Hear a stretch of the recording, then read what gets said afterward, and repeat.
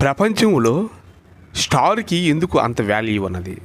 అసలు star hotels అని, అలాగే సూపర్ స్టార్ అని, ఈ స్టారు 5 స్టార్ అని, అలాగే పోలీస్ డిపార్ట్మెంట్లు కూడాను, ఆర్మీలో కూడాను స్టార్లు ఇంకా వాళ్ళు ఇంప్రూవ్మెంట్ అవుతున్న కొద్ది స్టారు పెంచుతారు. సరే, ఈ స్టార్స్ ఎందుకు అంత విలువైనది అంటే కారణం ఏంటి చెప్పనా? యేసు ప్రభువు పుడతారని పలానా దిశని తూర్పు దిక్కున స్టార్ ఉదయిస్తుంది అంటే ఎప్పుడు ఉన్న స్టార్ మాత్రం కాదు. ఈ స్టారు చాలా వెలుగైన స్టారు, ఇంతకన్నా మించిన వెలుగు ఎప్పుడు కూడా లేదు.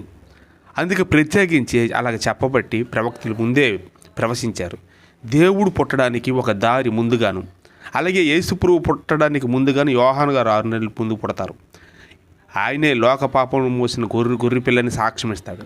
అలాగే ఇది అలాంటి సాక్ష్యమే ఈ స్టారు కూడాను. గ్యారంటీ వారంటీ గల దేవుడు ఆయన, ఈ గ్యారంటీ స్టారు. అందుకే ఈ స్టార్ అనేది ఎక్కడ ఏది పెట్టినా ఏదైనా జరుగుబాటు అవుతున్నది. ఎందుకంటే వెలుగు, అసలైన వెలుగుకి దారి చూపించింది స్టార్. జ్ఞానులు ఈ స్టార్ ఎక్కడ ఉంటుంది అని జ్ఞానులు కనుగొని అక్కడ వెళుతుండగా అక్కడ గొర్రెలు కాపర్లు కూడాను ఇదిగో స్టార్ అని ఆలోచి చెప్పారు. అప్పుడు ఎంతోమంది ఎంక్వైరీ చేశారు. అప్పుడు పేపర్ లేకపోయినప్పుడు కూడా దొండరేయించారు. పలానా దిశలో స్టారు ఉంటుంది తూర్పు దిక్కున, మీరు చెప్పండి. దేవుడు యేసు ప్రభువు ఈ లోకరక్షకుడు పుట్టబోతున్నాడు, ఆయనే దేవుడు. ఆ దేవుడు ఎవరనేది ఇప్పటికీ మనకు తెలియదు కాబట్టి అని చెప్పగానే ఆ స్టార్ అదిగో తూర్పు దిక్కున ఉన్నది అని గొర్రెలు కాచుకుంటూ అక్కడ అగ్గిరాజు చేసుకుంటూ రాత్రి అంటే తెలివిగా ఉన్నవాళ్ళు, నిద్ర లేకుండా అలాగా ఎదురు చూసేవాళ్ళు గొర్రెలే. ఎందుకంటే గొర్రెలు కాపర్లు కనుక, గొర్రెలు ఏ మందనైనా ఏ ఒక పులిలైనా ఎత్తుకుపోవచ్చు ఏంటనే ఉనేవాళ్ళు. అయితే వాళ్ళే రాత్రి వేళ ఆ స్టార్ని చూశారు. మొట్టమొదట చూసి జ్ఞానులు కూడా ఎదుగుతారు. జ్ఞానమైన ఇది శాస్త్ర విజ్ఞానులు అందరూ నిజమే ఈ స్టార్ తప్పనిసరిగా వస్తుంది, ఇది ఎక్కడ అనుకున్న వాళ్ళు కూడా, వీళ్ళు కూడా అందరూ నువ్వు వెళ్ళి ఇది ఇక్కడ ఉదయించింది. అయితే యేసుప్రభువు అక్కడే పుట్టి ఉన్నాడు అని తెలుసు. అలాగే హెరోదే రాజు అని ఉన్నాడు. 2 ఏళ్ళ పిల్లల సంపిద్దమని చూసి, ఎందుకంటే ఆ రాజు ఒకడు వస్తున్నాడు, నేను రాజుని కదా, మాకు ఒకడు పోటీ ఉండకూడదు, చంపియాలి, సంహరించాలి, 2 సంవత్సరాల పిల్లలు ఎక్కడ ఉన్నా సరే వాళ్ళని చంపియండి అనేసి ఆర్డర్స్ ఇచ్చేశాడు. వీళ్ళు చంపడానికి బొట్టులందరూ బయలుదేరుతూ ఉన్నారు. అప్పటికి యేసుప్రభువు దగ్గరికి వారు వెళ్ళారు చంపిద్దామని ఆ చిన్నపిల్లాడిని. అప్పుడు ఏమంటే ఆ ముఖం చూడగానే, ఆ తేజస్సుని చూడగానే ఈయన దేవుని కుమారుడు సామాన్యం కాదని ఆయన కాళ్ళ దగ్గర బెల్లమును సాంబ్రాన్ని అర్పించి ఆ భటులు అక్కడ నుంచి ఇంకొక దారిని వెళ్ళిపోయారు. ఆయన మాకు కనబడలే అడిగారు. ఆయన ఎవరు? హెరోదు అనే రాజు.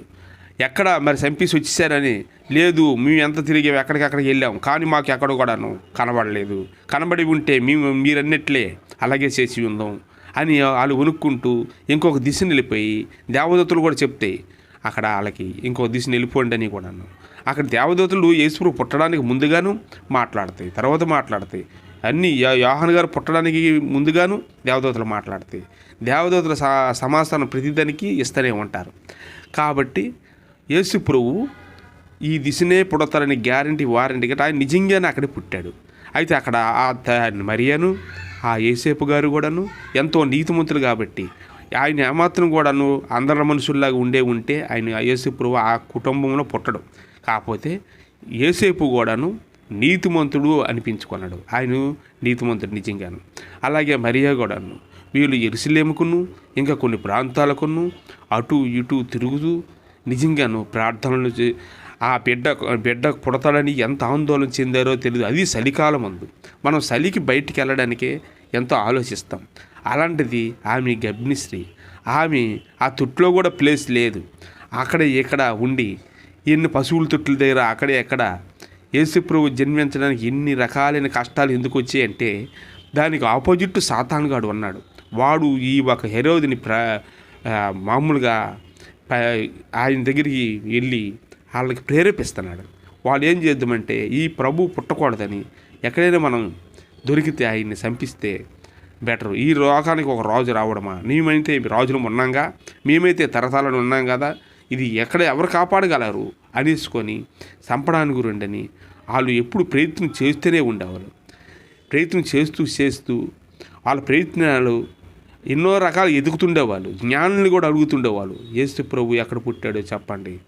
అక్కడికి వెళ్ళి ఆయన లోకరక్షకుడా, లోకానికి ఒక రాజు పుట్టి ఉన్నాడా, యూదులకు రాజా, దావీదు కుమారులలో ఒక రాజుగా పుడుతున్నాడా, మాకన్నా గొప్ప రాజులు ఇంకెక్కడ ఎవరు ఉండకూడదు, ఆయన సంగతి మేము చూస్తాం అనేసి పాపం చిన్నపిల్లలు ఎవరైతే 2 సంవత్సరాల్లో పిల్లలు ఉంటారో వాళ్ళందరినీ కూడాను అక్కడక్కడ చంపడము, అక్కడక్కడ ఇబ్బంది పెట్టడము, గర్భిణీ స్త్రీలు కూడా బంధించడము, ఎన్నో రకాల హింసలు వాళ్ళు ఆ రోజుల్లో చేయడము.